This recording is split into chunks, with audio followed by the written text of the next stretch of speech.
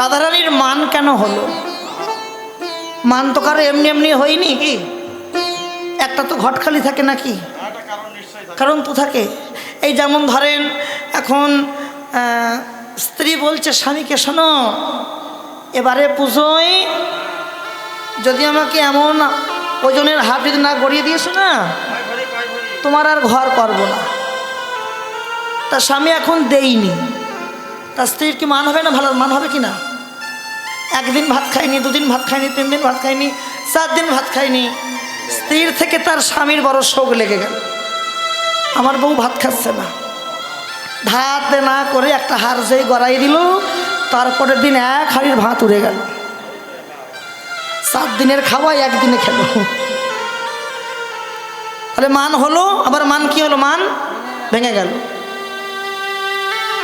ছেলে এখন দেখছে, ছেলে দেখলো যে বাবা তো মায়ের আশা পূর্ণ করেছে, তাইলে এবার আমি কিছু একটা চাই। বাবা তুমি তো মাকে দিয়েছো পুজোয় হাত, আমাকে কি দিবা? তো বাবা কোথায় পাবে এত রেখে দিতে? বাবা না কয়েছে, যেই না বলে ছেলেটা খাওয়া বন্ধ। যেই বাবা লোন টোন নিয়ে একটা গাড়ি কিনে দিল, মান ভেঙে গেল। তাহলে বহিরঙ্গ জগতের মান হয়, মান ভেঙে যায়। কিন্তু রাধারানী যে মান করেছিলেন, রাধারানী যে মান করেছিলেন, 100 বৎসর পার হয়ে গিয়েছিল। কত বৎসর? 100 বৎসর পার হয়ে গেল, তবু কিন্তু মানের কণা বিন্দু ভাঙেনি। এই হলো প্রকৃত মান। যে মান আমি করব বটে, মান আমি করব। আমার স্বামী যতই আমার কাছে আসুক, যতই চরণ ধরে কাঁদুক, ওর মুখ দর্শন আমি করব না। এটা হলো মান। এবার রাধারানীর সঙ্গে গোবিন্দের মান কেন হলো? মন দিয়ে আস্বাদন করো। দেখেন, আপনারা যদি শোনেন তো আমি সব বিছে বিছে গেয়ে যাব। আর যদি বলেন না বাবা, ওর ঠান্ডা পড়ে গেছে, আমিও গুটিয়ে দেবো। বেশ মন দিয়ে শোনো। গোবিন্দ সারাদিন গোষ্ঠ গোচরণ করে নবলক্ষ ধেনুর পাল সঙ্গে নিয়ে, সঙ্গে আছে কে দাদা? বলরাম। কে আছে? বলরাম। বলরাম মানে কি? বলরাম কারে কয়? মন্দির শোনো, এগুলো হচ্ছে তত্ত্ব। না না, মন্দির শোনো, এগুলো হচ্ছে তত্ত্ব। আমার বাসায় অনেক বাবা গিয়ে বলেছে, বাবা একটু তত্ত্ব দিবা। তা তত্ত্ব কারে কয় আমি বুঝি নেব। তত্ত্ব কি? এগুলো হলো তত্ত্ব। মন দিয়ে শোনো। বলরাম কাকে বলে? বলরাম মানে কি? বলরাম, গোবিন্দের দাদার নাম বলরাম। বলরাম মানে, বলরাম আমি হতে পারি, বলরাম তোমরা হতে পারো, বলরাম মায়েরা হতে পারে, বলরাম বাবারা হতে পারে, বলরাম হতে পারে, কিন্তু হতে পারি নাই। কেন? বলরাম সেই দিন হব। কোন দিন জানো? যেদিন আমি আমার দেহের বলটাকে ধরে রাখতে পারবো। আমি আমার দেহের বলটাকে ধরে রাখতে পারবো, সেদিন হব বলরাম। কোন বল? দেহে 2টো বল আছে, একটি বাইরের বল, একটি দেহের ভিতরের বল। বাইরের বলটা আমাদের সবার কম বেশি আছে ক্ষমতা। কি ক্ষমতা? ওটা হচ্ছে বাইরের বল। আর কোন বল ধরে থাকতে হবে?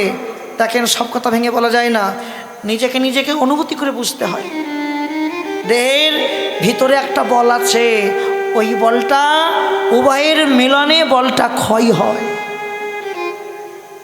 বলটা ক্ষয় হয়ে যায়। তাহলে আমার দেহ থেকে বল যদি ক্ষয় হয়ে যায়, আমি বলরাম হব কি করে? বলরাম হতে গেলে গুরুর ঘরে যাও, গুরুর ঘরে গিয়ে দীক্ষা নয় শিক্ষার ঘরে যাও, শিক্ষার ঘরে গিয়ে কাম গায়ত্রী মন্ত্রের দ্বারা বলটাকে ধরে রাখো। দেখবি যদি এইভাবে যদি কেউ ভজন করতে পারে, একদিন না একদিন সে বলরাম হবে। নিতাই গৌর হরি। বোঝা গেল? মন দিয়ে শোনো। তাহলে ভগবান সবাইকে নিয়ে, দাদা বলরামকেও সঙ্গে নিয়ে আপন আপন বাড়ি ফিরছে। ওই বাঁশিখানা বাজাতে বাজাতে, কি গোবিন্দ কি বাজাচ্ছে? বাঁশিখানা বাজাতে বাজাতে এখন বাড়ি ফিরছে। তা রাধারানী গোবিন্দের বাঁশির ধ্বনি শ্রবণ করে ঘর থেকে বার হচ্ছে। কেন? বধূর চাঁদ বদনটা দর্শন করবে। সারাদিন তো দর্শন করেনি, সারাদিন কোথায় ছিল?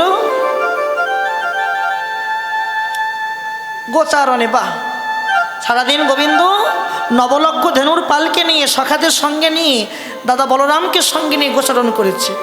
তাই সারাদিনে একটিবারও বধূর বদনটা দর্শন হয়নি।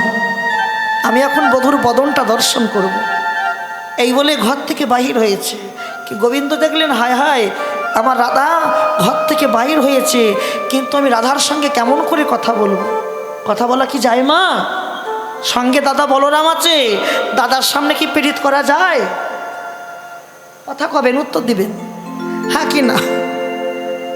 দাদার সামনে কি প্রেম করা যায়? যায় না।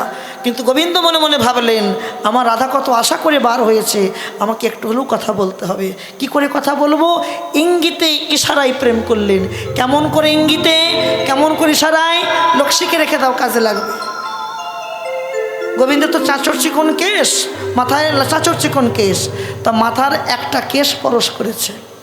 গোবিন্দ নিজের মাথার একটা কেশ পরশ করেছে। কেশে কি হয় বাবা? কেশে হয় কেশর কুঞ্জ। কি? কেশর কুঞ্জ। এই একটা কেশ পরশ করায় বুঝিয়ে দিল, রাই তুমি কেশর কুঞ্জ সাজাও, আমি তোমার কুঞ্জে আজকে গমন করব।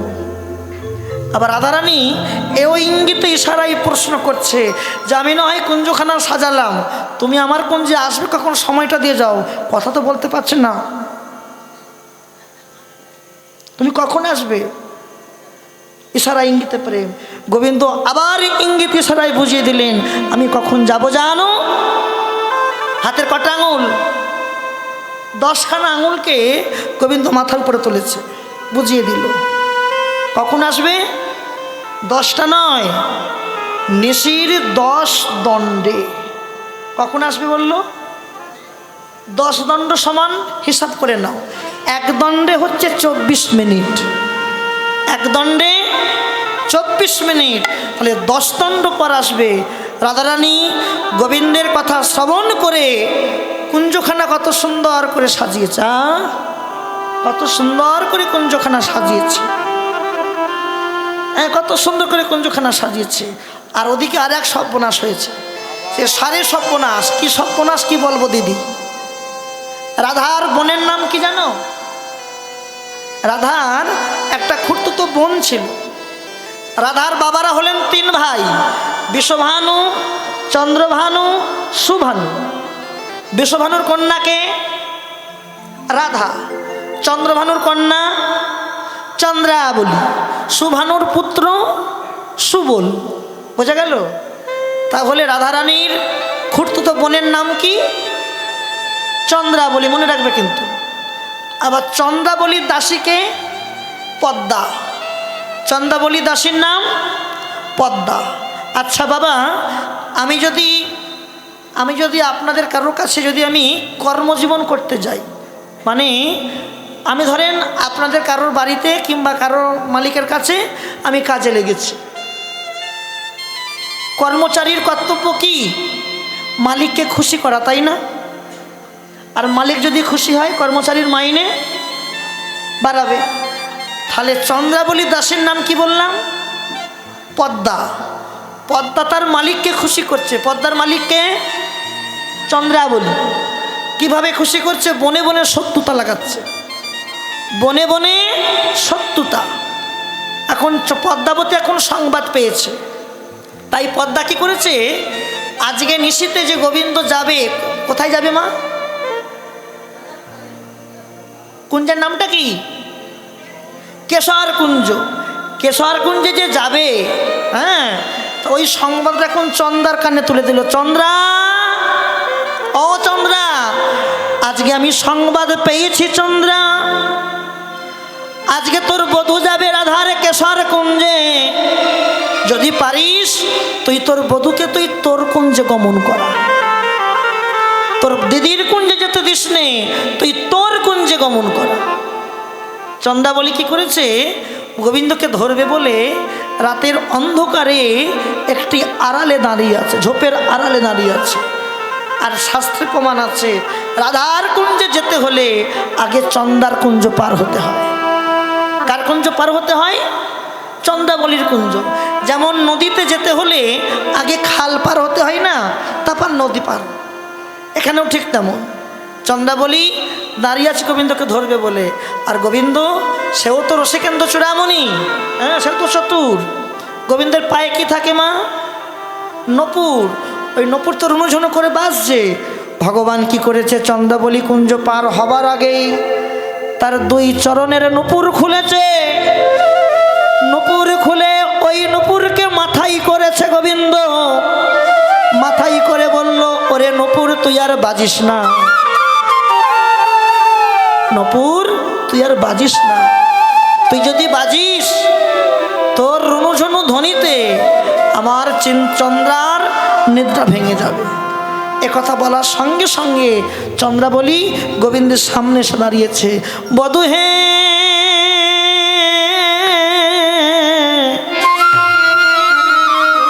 বধূ তুমি নপুরকে বাজতে নিষেধ করলে। বধূ শোনো শোনো, তুমি এই পথে নীতি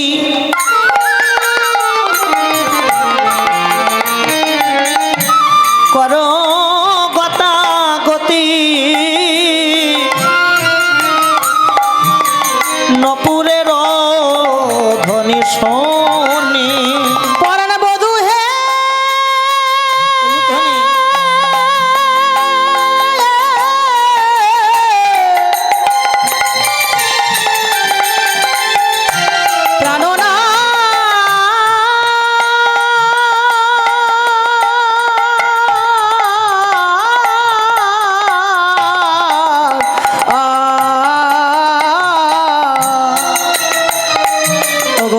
পথে নীতি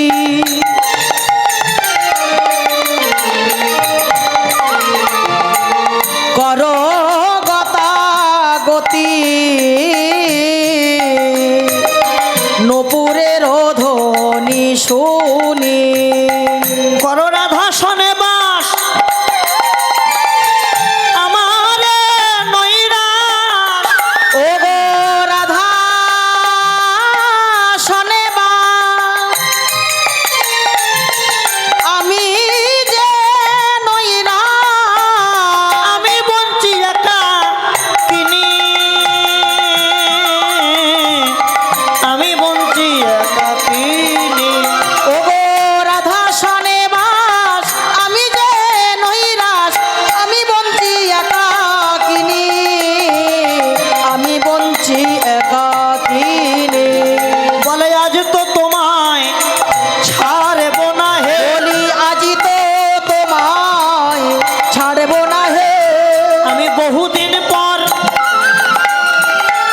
তোমায় পেলাম, আজ তো তোমায় ছাড়ব না। আমি বহুদিন পর তোমায় পেলাম, চলো চলো আমার কুঞ্জে।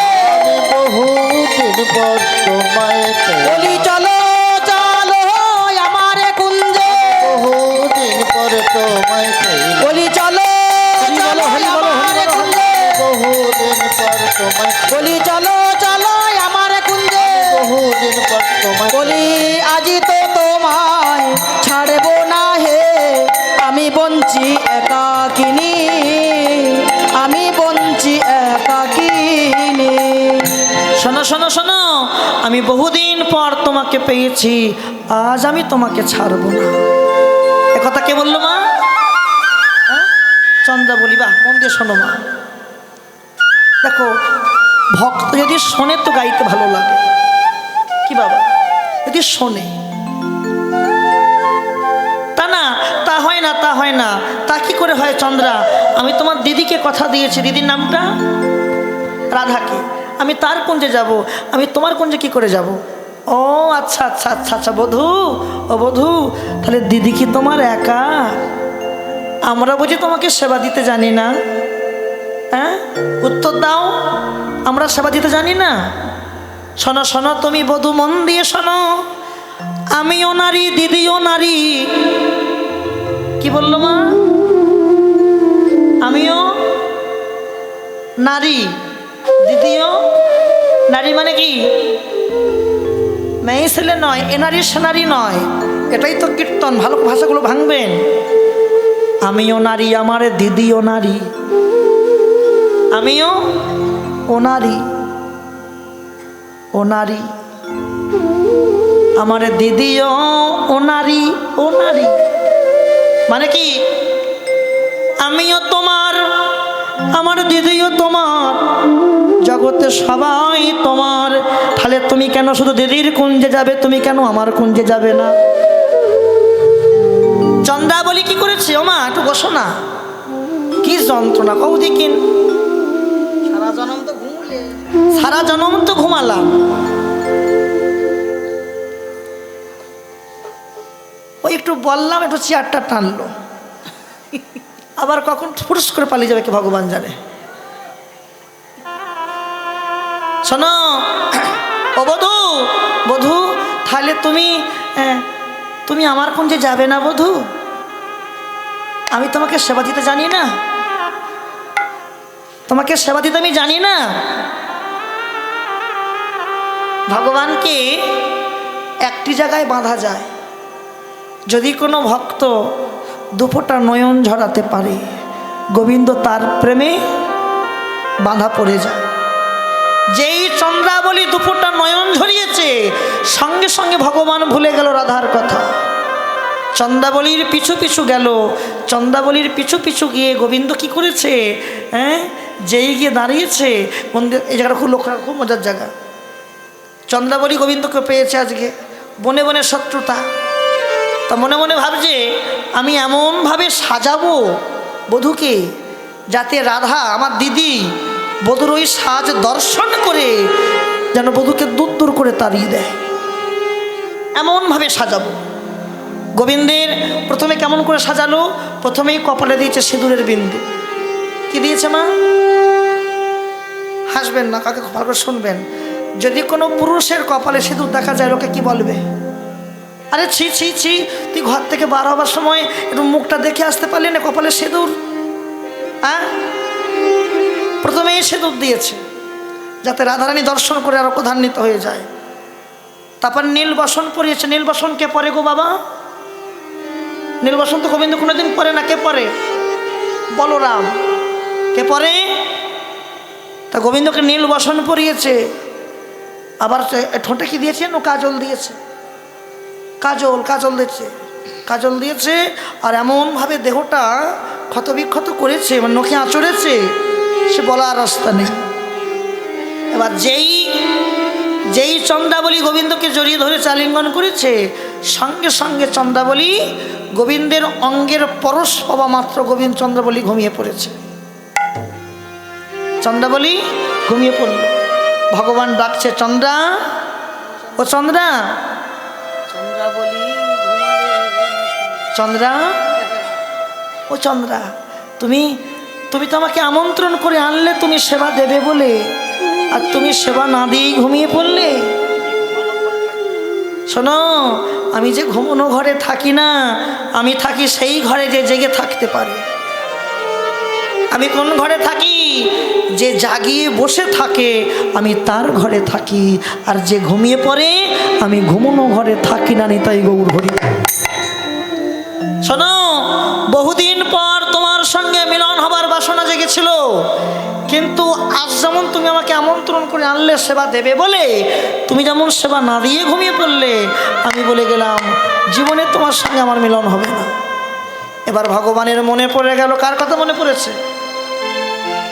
রাধারানীর কথা মনে পড়ল। আমাকে তো রাধার কুঞ্জে যেতে হবে। ওই যে অবস্থায় সেজেছিল সেই অবস্থাতেই যাচ্ছে। আর এদিকে প্রভাত হব হব হচ্ছে, মানে ভোর হব হব হচ্ছে। রাধারানী বড় চিন্তিত আছে, বড় চিন্তায় আছে। ললিতা, এ ললিতা, বধূ যে বললো নিশ্চিত 10 দণ্ডে আসবে, 10 দণ্ড পার হয়ে কত দণ্ড চলে গেল। আমার বধূরকে তাহলে কোনো বিপদ হয়েছে? একবার দেখে আসবি। সখীদের নিয়ে কথা কপন করছে। আর ঠিক সেই সময় ওমা, আজকে কেমন আকাশে কেমন, এ সময় তো কুয়াশা ছিল, কেমন কুয়াশা ছিল না? কুয়াশা, বাপরে বাপ, কি কুয়াশা গো, কি কুয়াশা। দেখবেন কুয়াশায় মানুষের পা দেখা যায়, কিন্তু বদন দেখা যায় না। যায় কি? যায় না। এখন সখীদের নিয়ে কথা কপন করছে। কথা কপন করতে করতে হঠাৎ দেখছে কে যেন আমার কুঞ্জে নীলবসন পরে আসছে। নীলবসন কে পরে? মুখ তো দেখতে পাচ্ছে না, আমার বধূ আসছে।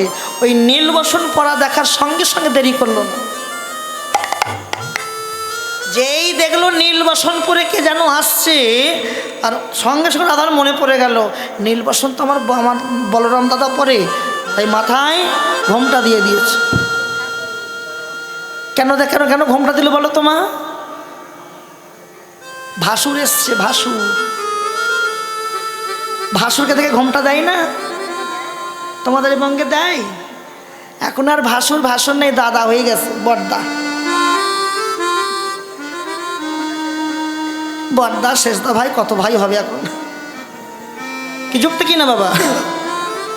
রাধারীর সঙ্গে সঙ্গে মাথায় ঘোমটা দিয়ে দিয়েছে। এই ললিতা, আমার কুঞ্জে আমার ভাসুর এসছে কেন রে? আমার বধূর আসার কথা, তা বধূ না এসে আমার ভাসুর এসছে কেন? হ্যাঁ, এক কাজ কর, ভালো করে সেবা দে, সেবার ত্রুটি রাখবি না। সখীরা সেবার আয়োজন করছে, আর ওদিকে রাধারানী ওই মাথায় ঘোমটা দিয়ে অবস্থাতেই দূর হতে বলতে, এই যে মা রোহিণী কেমন আছে?